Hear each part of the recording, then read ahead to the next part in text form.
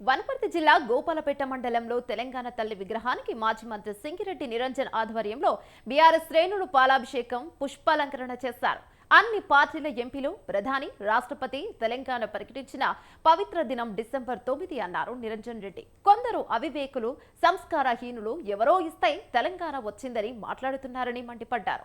ఎవరి దయా దాక్షిణ్యం వల్ల తెలంగాణ రాలేదన్నారు. ఎందరో పోరాటం, అమరుల ప్రాణ త్యాగాల వల్ల కేసీఆర్ ఆధ్వర్యంలో తెలంగాణ ప్రజల ఆమరణ నిరాహార దీక్షలతో తెలంగాణ వచ్చిందన్నారు. ఈ కార్యక్రమంలో బీఆర్ఎస్ శ్రేణులు, నాయకులు భారీ సంఖ్యలో పాల్గొన్నారు.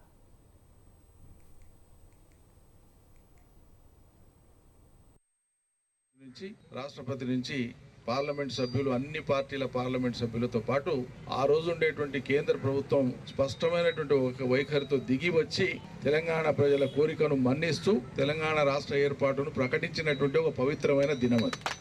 ఈ గులాబీ జెండా పుట్టి తెలంగాణ సమాజాన్ని ఏకం చేస్తేనే వచ్చింది తెలంగాణ రాష్ట్రం తప్ప కొంతమంది అవివేకులు, అజ్ఞానులు కేవలం రాజకీయాలంటే, ప్రజలంటే ఓట్లు మాత్రమే అనుకునేటువంటి రాజకీయ పార్టీలు కానీ, నాయకులు కానీ మేమేదో ఇచ్చినాం అనేటువంటి భాష మాట్లాడతారు. అది వాళ్ళ సంస్కారహీనతకు నిదర్శనం. డిసెంబర్ 9కి ఉండేటువంటి ప్రత్యేకత ఎవరో పుట్టిన దినం అని జరుపుకునేది కాదు. తెలంగాణ ఏర్పాటు కోసం కేసీఆర్ చేసిన దీక్ష యొక్క ఫలితంగా ప్రకటన వచ్చిన రోజు పవిత్రమైన రోజుగా మనం భావిస్తూ సాక్షాత్ ప్రధానమంత్రి